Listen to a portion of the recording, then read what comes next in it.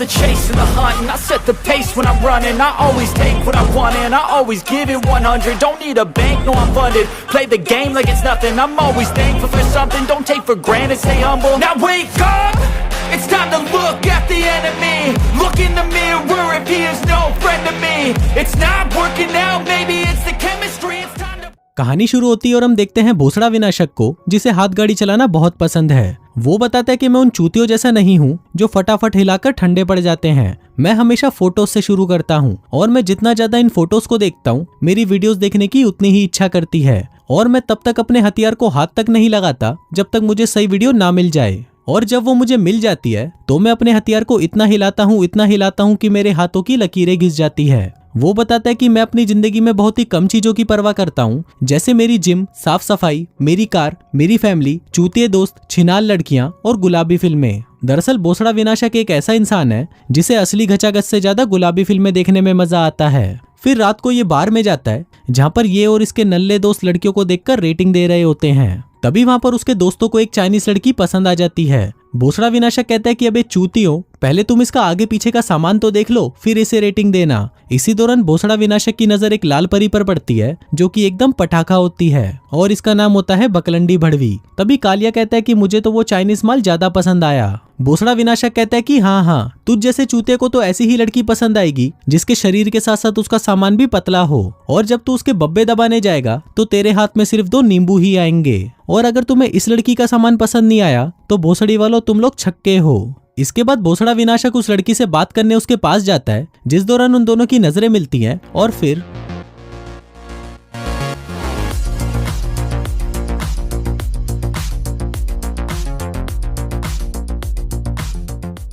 वो उसे चूसने लगता है, लेकिन लाल परी उसे रोक देती है और अपने दोस्तों के साथ वहां से जाने लगती है। भोसड़ा विनाशक उसे रोकने के लिए मनाने लगता है, लेकिन वो लड़की उसकी एक नहीं सुनती। अब भोसड़ा विनाशक के साथ ऐसा पहली बार हुआ था कि किसी लड़की ने उसके साथ गचागच करने के लिए मना कर दिया। फिर वो वापस क्लब में आता है जहाँ पर उसकी नजर एक मोटी गांड वाली पर पड़ती है। तभी वो लड़की भी उसे देख लेती है, जिसके बाद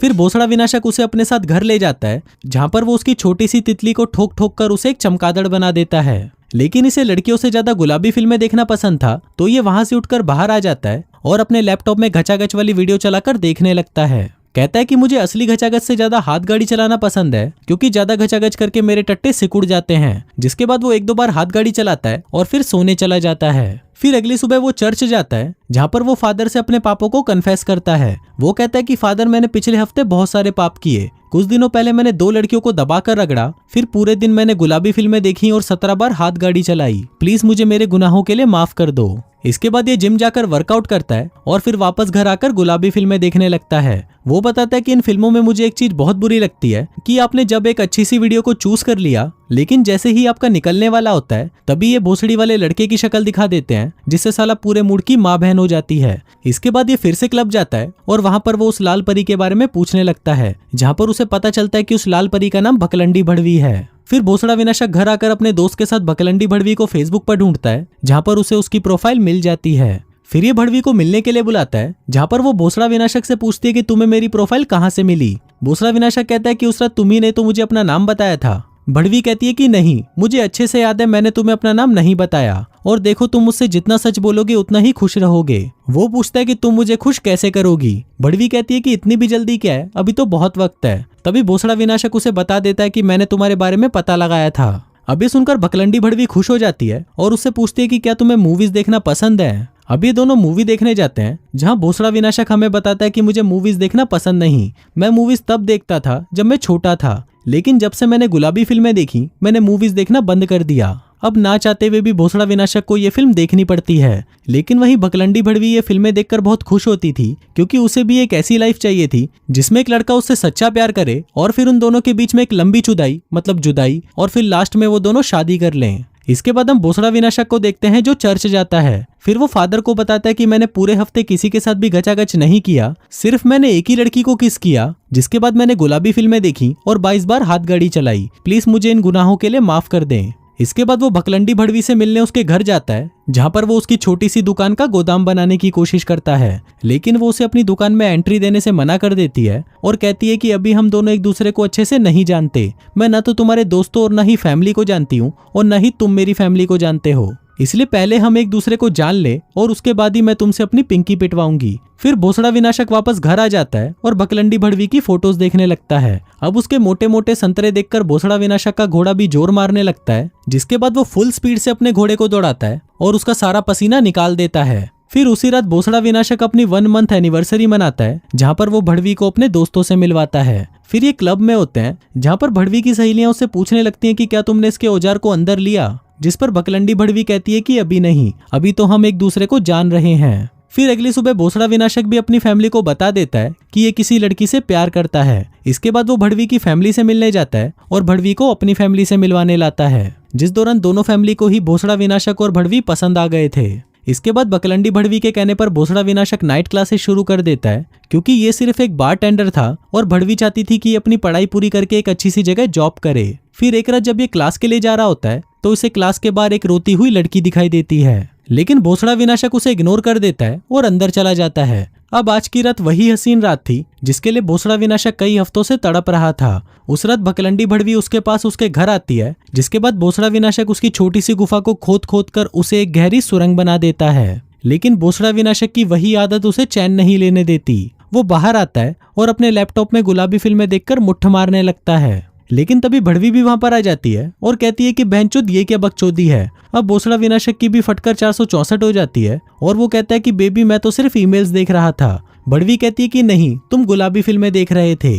वो कहता है कि नहीं नहीं, जैसा तुम सोच रही हो वैसा नहीं है, ये मेरे दोस्त ने मेरे साथ मजाक किया था और मैं सिर्फ इसे चेक कर रहा था। अब भड़वी को बहुत गुस्सा आने लगता है, लेकिन भोसड़ा विनाशक उसे जैसे तैसे करके संभाल लेता है और कहता है कि मैं ये सब नहीं देखता, ऐसी फिल्में तो वो चूती आदमी देखते हैं जिसके पास तुम्हारी जैसी पटाखा नहीं होती। भड़वी पूछती है कि तुम मुठ तो नहीं मारते ना, और आखिरी बार तुमने मुठ कब मारी थी। भोसड़ा विनाशक कहता है कि मारी होगी कभी बचपन में, लेकिन मुझे अब ये सब याद नहीं। अब भकलंडी भड़वी उससे प्रॉमिस लेती है कि अब तुम कभी भी हाथ गाड़ी नहीं चलाओगे, जिस पर भोसड़ा विनाशक उसकी बात मान जाता है। फिर अगले दिन से भोसड़ा विनाशक उन गंदी फिल्मों से दूर रहने की कोशिश करता है, लेकिन उससे ये नहीं हो पाता, जिसके बाद वो फिर से वो फिल्में देखने लग जाता है। वो कहता है कि ऐसा नहीं है कि मैं रुक नहीं सकता, लेकिन मैं रुकूं क्यों? अगर मेरी गर्लफ्रेंड को ये सब पसंद नहीं तो उसे ये सब पता चलने की जरूरत भी नहीं। जिसके बाद से वो ये गुलाबी फिल्में अपने फोन में देखने लग जाता है और उठते बैठते घूमते फिरते क्लास लेते हर जगह पर ये उन फिल्मों को देखने लगता है। फिर एक दिन जब ये क्लास में फिल्म देख रहा था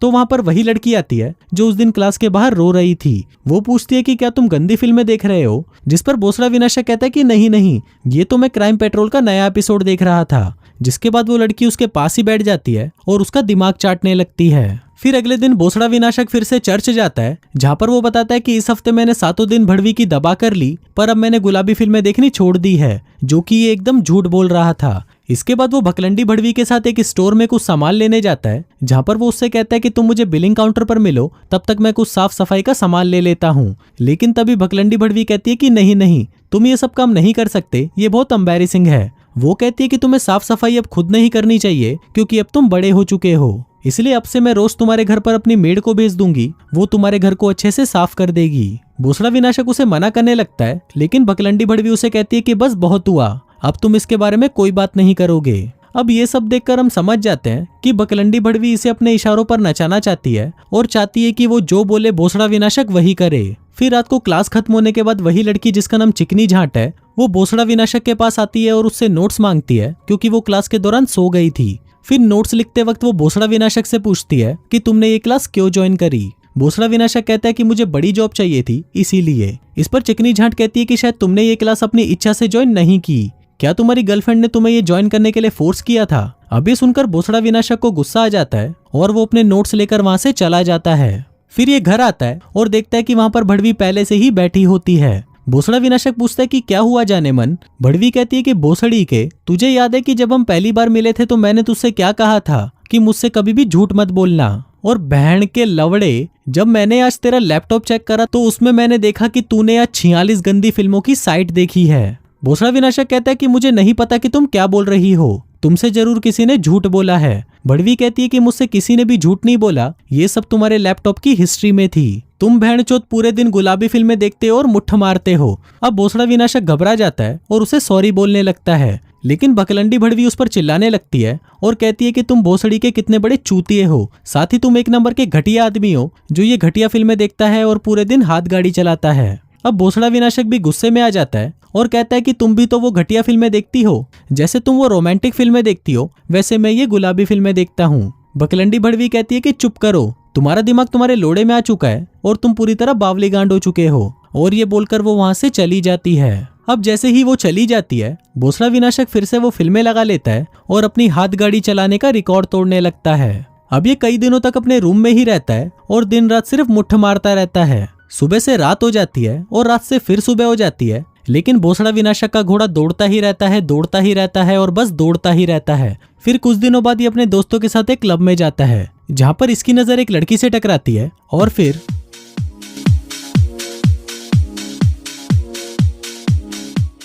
जिसके बाद वो उसे बजाने के लिए अपने घर ले जाता है। फिर अगले दिन ये फिर से चर्च जाता है, जहाँ पर ये बताता है कि मैंने पूरे हफ्ते गुलाबी फिल्में देखी और 35 बार हाथ गाड़ी चलाई, प्लीज इन पापों के लिए मुझे माफ कर दीजिए। फिर रात को ये क्लास में जाता है, जहाँ पर चिकनी झांट इसे हाय करती है। फिर क्लास खत्म होने के बाद ये चिकनी झांट से मिलता है और फिर ये दोनों चिकनी झांट की कार में दबाकर घचाघच करते हैं। घचाघच के बाद चिकनी झांट भोसड़ा विनाशक से पूछती है, और तुम्हारी गर्लफ्रेंड के साथ क्या चल रहा है, क्या उसने तुम्हें धोखा दे दिया? वो कहता है कि हाँ, उसने मुझे गुलाबी फिल्में देखते हुए पकड़ लिया था और सिर्फ इतनी सी बात पर वो मुझे छोड़कर चली गई। चिकनी झांट कहती है कि बस इतनी सी बात पर? अच्छा चलो ये बताओ, बिना गंदी फिल्में देखे तुम्हारा दिन कब अच्छा गया था? भोसड़ा विनाशक कहता है कि याद नहीं, शायद बचपन में कभी गया होगा। चिकनी पूछती है कि क्या तुमने कभी इसको छोड़ने के बारे में सोचा है? भोसड़ा विनाशक कहता है कि ये क्या बकवास है, मैं क्यों छोड़ू उसको? चिकनी कहती है कि क्या तुमने कभी बिना गुलाबी फिल्में देखे मुट्ठ मारी है? कभी बिना फिल्में देखे मुट्ठ मारने की कोशिश करना। फिर कुछ दिनों बाद भोसड़ा विनाशक फिर से चिकनी झांट से मिलता है और उसे कहता है कि मुझे तुमसे कुछ जरूरी बात करनी है।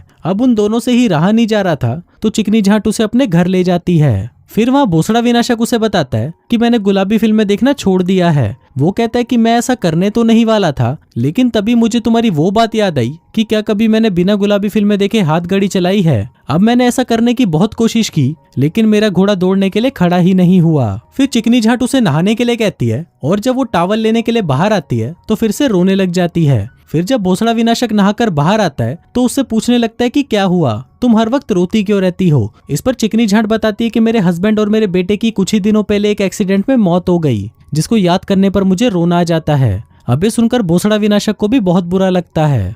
अब क्योंकि चिकनी झांट इसे पसंद करने लगी थी, तो वो दोनों वहीं पर ही घचाघच करना शुरू कर देते हैं। लेकिन इस बार हम देखते हैं कि घचाघच करने के बाद भोसड़ा विनाशक को बहुत अच्छा फील हो रहा था, जैसा उसे आज से पहले कभी नहीं हुआ था। फिर अगले दिन ये चर्च जाता है और कहता है कि अब तो पूरे हफ्ते मैंने एक बार भी गंदी फिल्में नहीं देखी और सिर्फ एक बार घचाघच किया, लेकिन मैं उसे घचाघच नहीं कह सकता क्योंकि वो उससे कहीं बढ़कर था। वो ऐसा था जो मैंने कई सालों बाद महसूस किया। इसके बाद वो बकलंडी भड़वी को मिलने के लिए बुलाता है और उसे कहता है कि मैंने तुम्हारे साथ जो भी किया, प्लीज तुम मुझे उसके लिए माफ कर दो। भड़वी कहती है कि तुम मुझ जैसी लड़की को डिजर्व नहीं करते, तुम झूठे हो और मतलबी हो। मैंने तो तुमसे सिर्फ एक ही चीज मांगी थी, और अगर कोई लड़का किसी लड़की से प्यार करता है तो वो उसके लिए कुछ भी कर सकता है। भोसड़ा विनाशक कहता है कि मुझे लगता है कि ये चीजें सिर्फ एक ही तरफा है, मतलब मैं ही तुम्हारे लिए सब कुछ करता रहूं और तुम कुछ भी ना करो। बकलंडी भोसड़ी कहती है कि अब मैं यहाँ से जा रही हूँ और तुम आज के बाद मुझे अपने लोड़े जैसी शक्ल कभी मत दिखाना। फिर इसके बाद भोसड़ा विनाशक चिकनी झांट से मिलता है और कहता है कि इस लड़की में कुछ तो है